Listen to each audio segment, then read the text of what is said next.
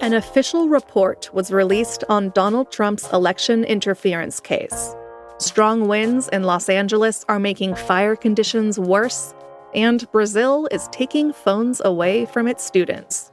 That's some of what we'll get to on the 7 from the Washington Post. I'm Hannah Jewell. It's Tuesday, January 14th. Let's get you caught up with today's 7 stories. Number 1. The Justice Department released its report into Donald Trump's January 6th case. The report is written by special counsel Jack Smith. He oversaw 2 cases against Trump. One concerned Trump's attempts to block Joe Biden's 2020 election victory. The other concerns his alleged mishandling of classified documents. Just before 1 a.m. Eastern this morning, the Justice Department released Smith's report on the election obstruction case. And it contained one key claim. Smith believed that if Trump hadn't won the presidential election in November, he would have been convicted of trying to obstruct the 2020 election results. Both of Smith's cases were abandoned after Trump's victory, and Smith resigned from the Justice Department last week. So this report serves as the final public record of a historic prosecution. Number 2. Strong winds could cause explosive fire growth in Los Angeles today. Dangerous winds are forecast to peak this morning. They could fan the flames of multiple active fires in greater Los Angeles. That's a potential setback for firefighters battling to contain the deadly blazes that have killed at least 24 people. In Altadena, about 7,000 structures burned in the Eaton fire. Now, search and rescue teams are working to recover the dead in the charred remnants of the suburb. Here's Dan Page. He's a search and rescue operations leader at the LA County Sheriff's Department.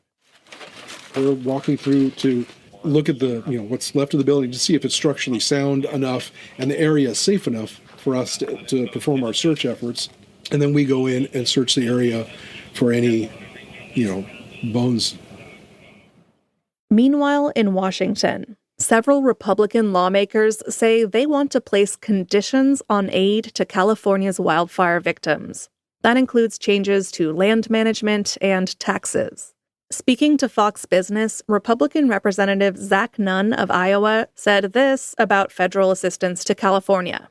We will certainly help those thousands of homes and families who have been devastated, but we also expect you to change bad behavior. We should look at the same for these blue states who have run away with a broken tax policy. We want to be able to help out our colleagues in New York, California, New Jersey, but we also want those governors need to change their tune now. Lawmakers typically approve federal aid after natural disasters without requiring states to change policies first. Pete Hegseth will face senators in a high-stakes confirmation hearing today. That's our third story. Until recently, Hegseth was best known for being an outspoken host on Fox News. But shortly after Trump's election win, the president-elect named Hegseth as his pick to run the Pentagon as defense secretary. The pick has proven to be controversial. Hegseth has acknowledged paying an undisclosed sum to a woman who had accused him of sexual assault in 2017. And former employees who worked with him at 2 veterans groups and at Fox News have accused him of financial mismanagement, excessive drinking, and sexism. This morning, Hegseth will face interrogation in Congress about his past. His path to winning the defense job depends in large part on how he weathers the storm. The Senate hearing will get going at around 9:30 Eastern.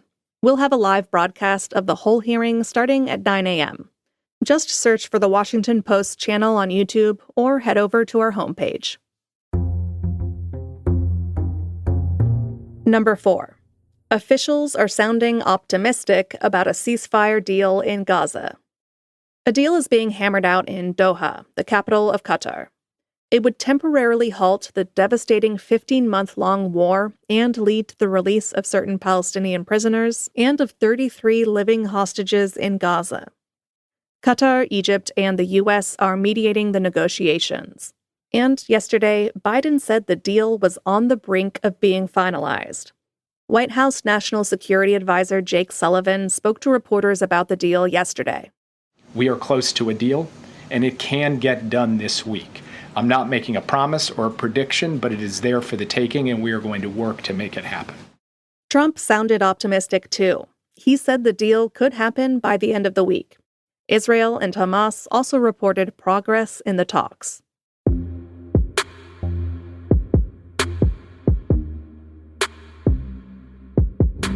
Number 5. At least 8 Americans have been wrongfully arrested after being identified by AI. Yesterday, the Post published an exclusive investigation into how law enforcement agencies across the nation are using facial recognition software to track down suspects. The findings are pretty startling. In the 8 cases highlighted in the investigation, each person was identified by facial recognition software. They were arrested after police either ignored other evidence or failed to check alibis. Each case was eventually dismissed, but officers could have eliminated most of the people as suspects before their arrests through basic police work.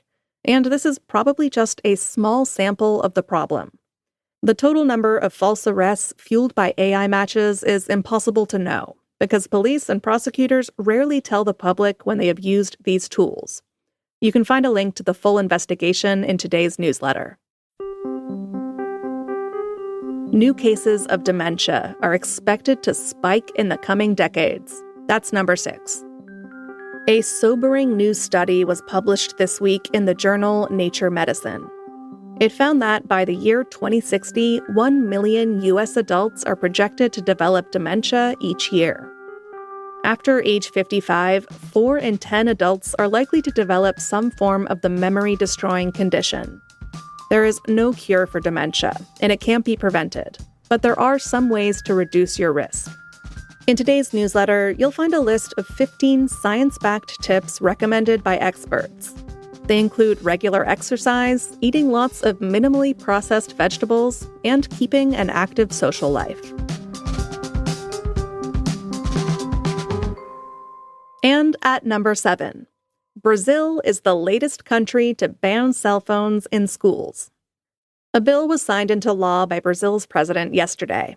It bans students in public and private elementary and secondary schools from using portable electronic devices throughout the school day.